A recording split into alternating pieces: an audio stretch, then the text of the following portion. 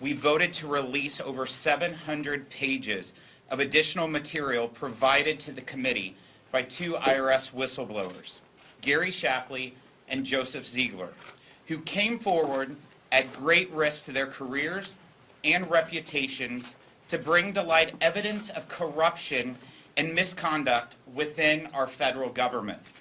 On June 22nd, the committee voted to release the initial testimony of the two IRS whistleblowers that showed wrongdoing and misconduct at both the Department of Justice and the IRS.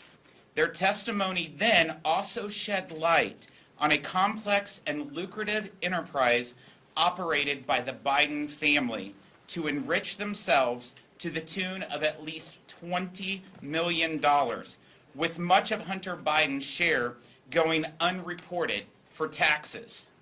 In the months since, no one has offered any evidence that contradicts Mr. Shapley and Mr. Ziegler's testimony. In fact, much of their testimony has been supported by additional IRS witnesses who set for transcribed interviews after being subpoenaed by this committee. The new information we just voted to release today further confirms their testimony. Let's look at what the new evidence released today shows. 1, it is clear that then Vice President Joe Biden's political power and influence was, quote, the brand that Hunter Biden was selling all over the world. Even more alarming, the Biden family foreign influence peddling operation suggests an effort to sway U.S. policy decisions. From documents released just moments ago, as you can see in the WhatsApp message behind me from June 6, 2017, Hunter Biden explicitly wrote to a business associate that he was not willing to, quote, sign over my family's brand, close quote, or give this individual, quote, the keys to my family's only asset. That asset could only be one person, Joe Biden. IRS investigators provided worksheets they compiled as part of their investigation into Hunter Biden's tax crimes, which connect his business activities to official government activity while Joe Biden served as Vice President of the United States. This is new and alarming material the committee just made public. The very existence of this file makes it abundantly clear that IRS investigators were concerned there was in fact a connection between Hunter Biden's global influence peddling, Joe Biden, and official U.S. government activity.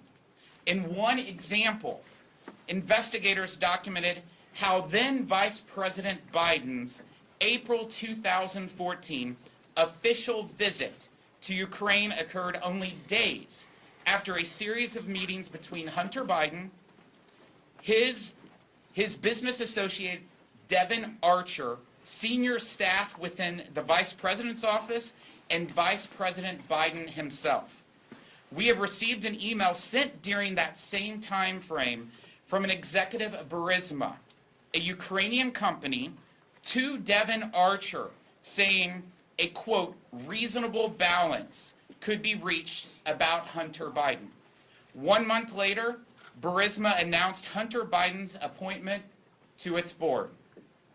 In another example from today's material, then Vice President Joe Biden hosted Hunter and two of his business associates, including billionaire Miguel Alemán, at the White House in February of 2014, where they had lunch, quote, in Dad's office.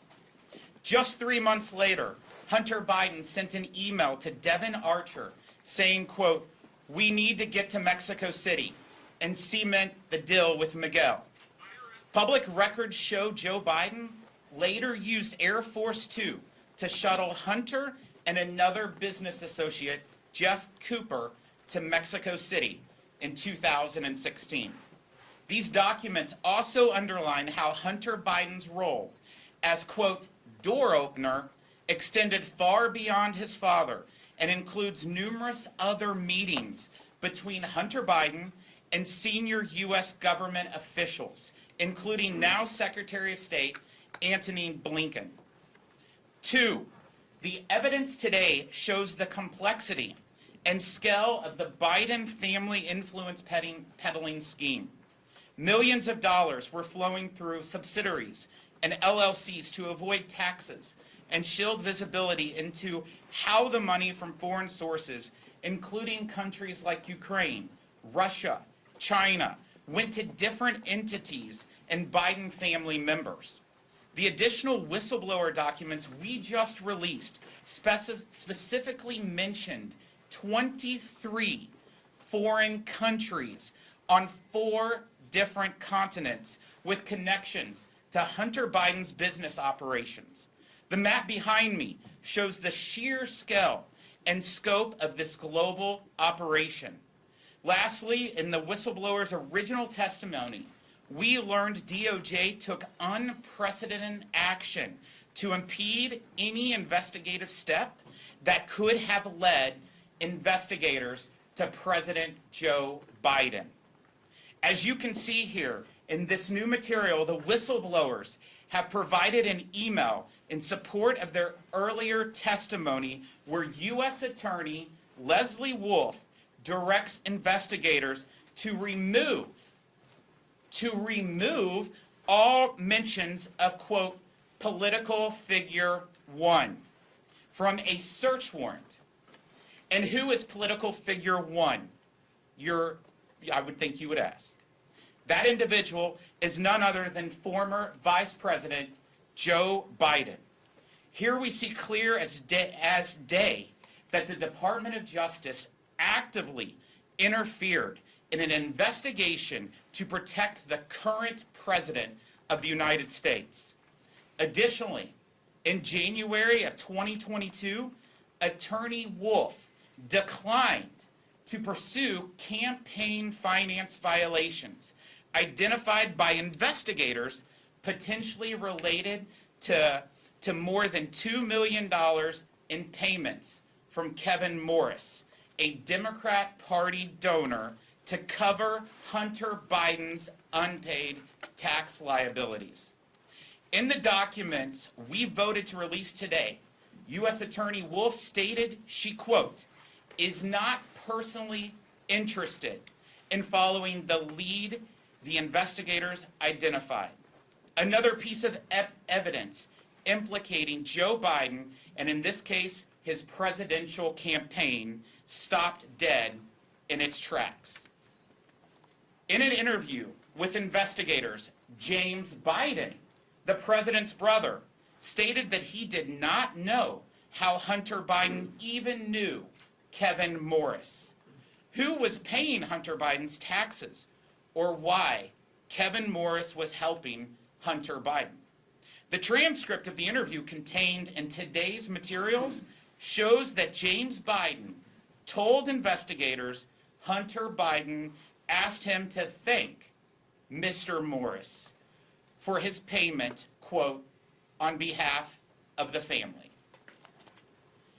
It is reasonable to ask who requested that Kevin Morris cover Hunter Biden's tax liability, or whether he received something in return for his more than $2 million in payments to someone that he barely knew.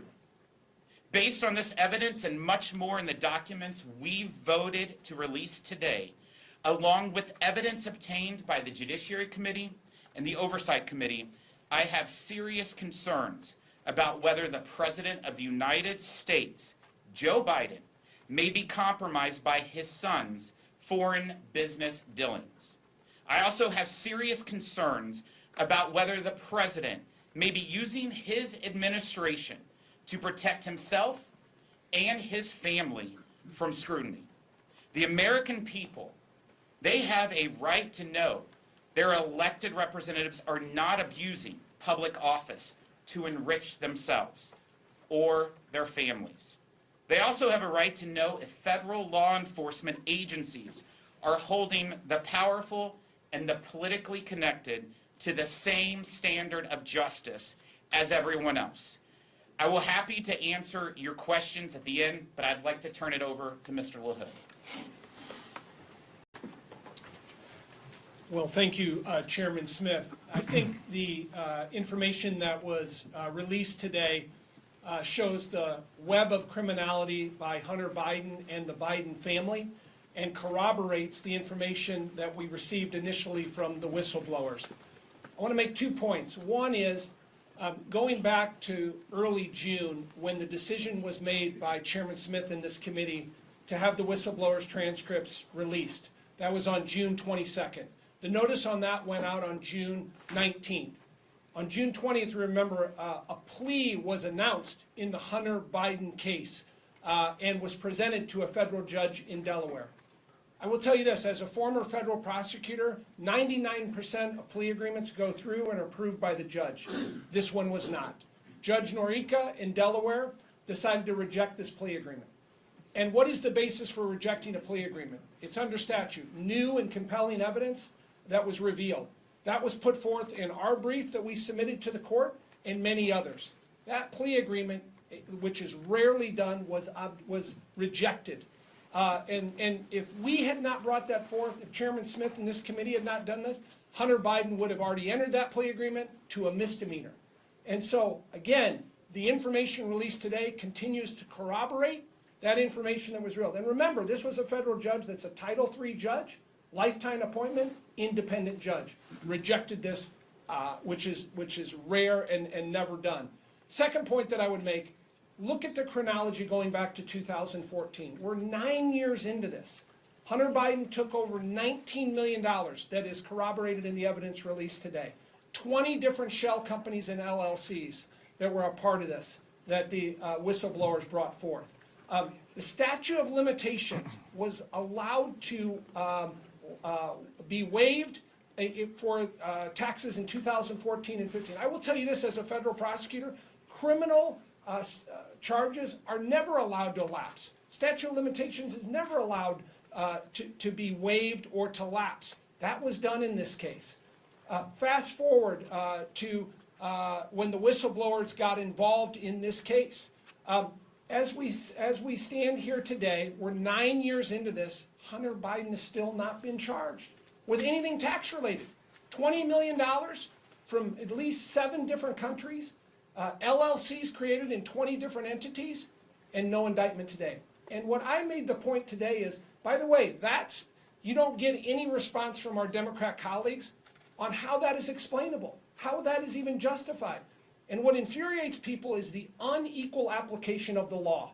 And the fact that your last name's Biden or you're connected, you're going to be treated differently. And it was brought up today about President Trump and 91 charges. In the last 18 months, 4 indictments against President Trump in 18 months. We've been 9 years into this, not one indictment by DOJ. That is disturbing to all of us. I invite all of you to read the documents here today. It appears at every level Joe Biden and his team have stopped DOJ from moving forward and implementing justice. Thank you.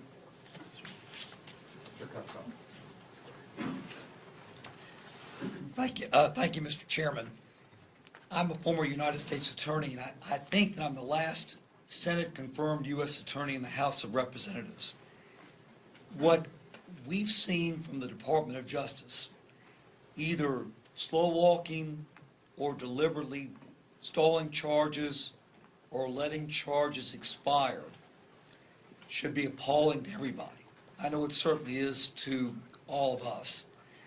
First of all, I appreciate the 2 whistleblowers coming forward at the expense of their career, the possibility that their careers could have been ended, because they were also concerned at what they saw as the miscarriage of justice. One person being treated differently than the other, along with the possible involvement of Joe Biden. And if I could, this email that Chairman Smith referred to a moment ago, I want to point a few things out. It is from Leslie Wolf. It is dated August 7th of 2020, about 2 months, 3 months before the election. This BS SW draft, SW is search warrant, draft, I think BS is Blue Storm. This is giving permission to have the search warrant executed. That last line of Leslie Wolf's email, there should be nothing about political figure one in here.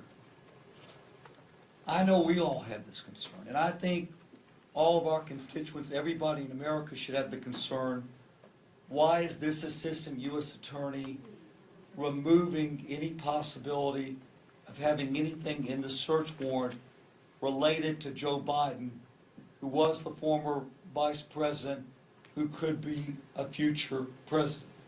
Again, political figure one is identified as former Vice President Joseph Biden Jr. It's about a two-tiered system of justice. If Joe Biden's name had been Smith or Jones or Johnson, he would not have been excluded from the search warrant. But yet he was. And we wouldn't have known that unless the whistleblowers came forward.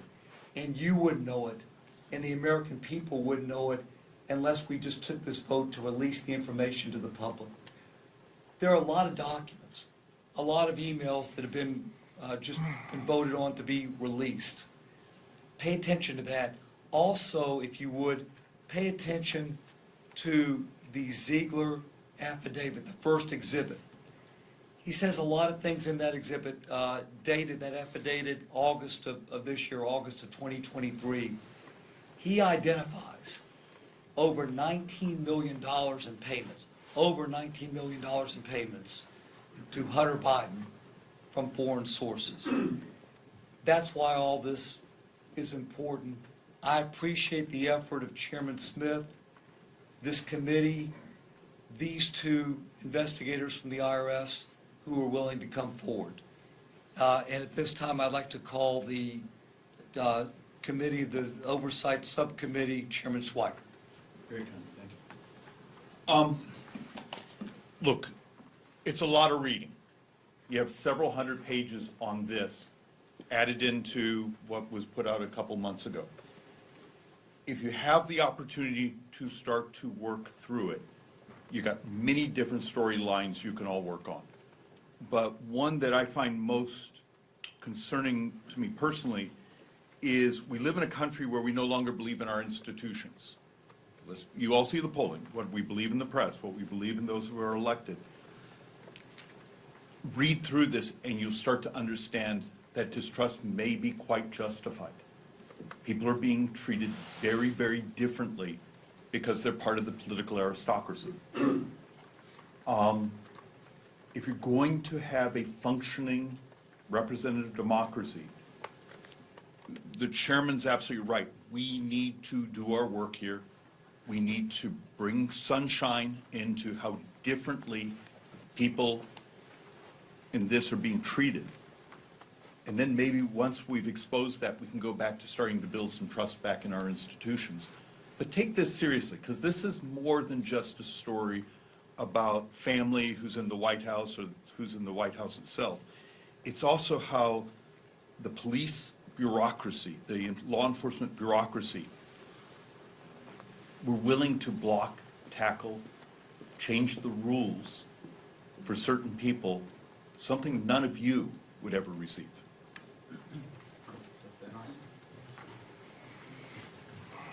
As we move forward with this investigation, it's like a puzzle, and every single day we get more and more pieces. People ask, why do you want to get this information out there? And quite frankly, after having read the testimony, after having looked at the emails, the picture is coming very clear. Not only do you have a two-tiered system, not only do you have politicians at the highest echelons of our U.S. fabric who are willing to sell themselves out, sell our country out, sell their positions and enrich their families, but you also have bureaucrats that are so embedded in the system that they're happy to play along and protect these people. What we have found with our whistleblowers is people who are hard-working American federal workers who want to get down to the bottom. They are non-political. They don't care. They have a job and they take it seriously. And what you see time and time again from these emails is they're thwarted from doing their job. They have policies that are thrown in front of their face. When they're getting ready to travel, to go investigate, to go talk to a witness, they're told, oh, you didn't fill this paperwork out. We changed it at the last minute. We've changed our policies. When they continue to push forward, you get them, oh, no, you can't talk to that witness. No, you can't ask those questions. It's too political. It's too close to the campaign. When they keep pushing forward and keep pushing forward, and they show that there's probable cause, you've got those same embedded bureaucrats who sell them out and actually tip off the people who are being investigated. This would not have happened if or not the connection to Joe Biden, then Vice President Biden.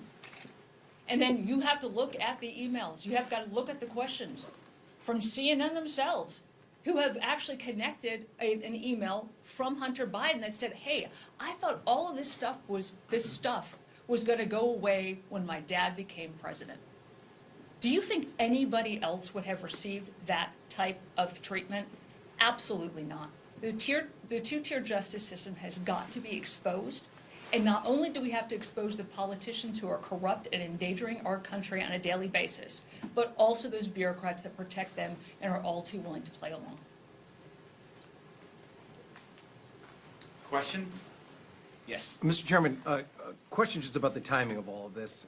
You're talking about a two-tiered system of justice. If I'm not mistaken, August 7th, 2020, Bill Barr was the Attorney General and Donald Trump was the President. So explain to me where the two-tiered system of justice comes into play. And then the WhatsApp message you have, I believe is dated June 6, 2017. Joe Biden is not vice president or even a candidate for president at that time. So where is the direct connection to some sort of criminal malfeasance within these two pieces of evidence? Well, I think the facts speak for themselves. There's over 700 pages of examples of where people should be very concerned. When you're talking about what was your first question? The timing of this is August 7th, 2020. Bill Barr is the Attorney General. Donald Trump's the President. Yeah, and Leslie Wolf is a career employee. She was not a political appointee, and she was the one obstructing the investigation. It doesn't matter who's in the White House. We need to make sure that the Department of Justice works for all people and doesn't treat those who are politically connected or wealthy much differently.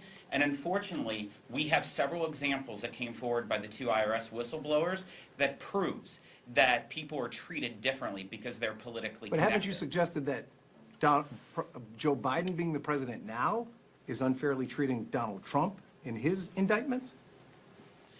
What I'm talking about is the 700 pages that we have before us, which is all the information that came from the IRS whistleblowers, and that's what we're releasing right now. And I'll tell you, I would encourage everyone in this room to look at those 700 pages.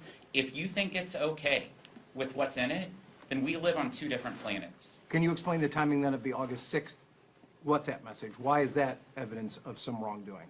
I'm not an expert on the timeline. I would love to have President Biden and his family to tell us about all the timelines, because it's really, really unfortunate that we see so many meetings and so many phone calls that involved around official activity that the vice president has been participating in, and then big sums of money follows later. But if he's not the through- president or the vice president at that time, where's the wrongdoing? He wasn't even a candidate for president at that time.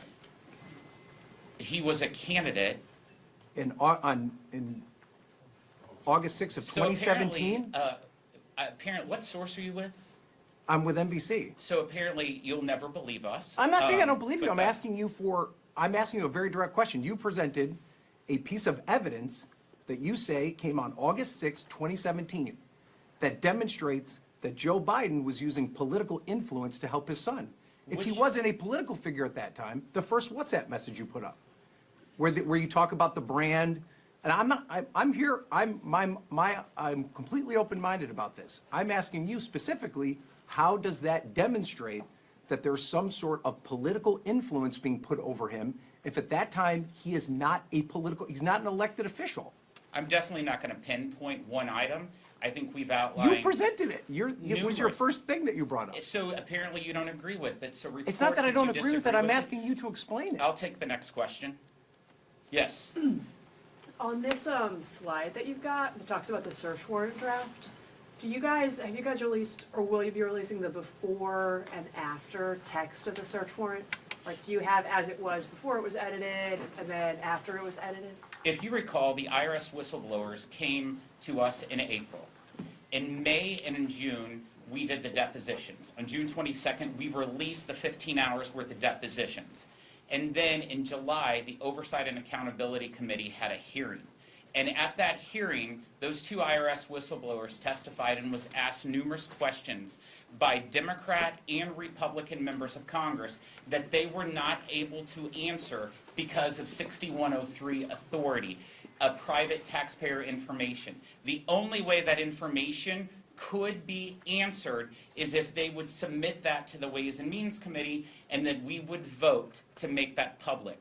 That's in fact what we did today. We only made public what they gave us from addition from the oversight hearing. So everything of the 700 pages that we released is what the two IRS whistleblowers gave us. And does that include the before and after language of this particular search warrant in the 700 pages you guys are releasing?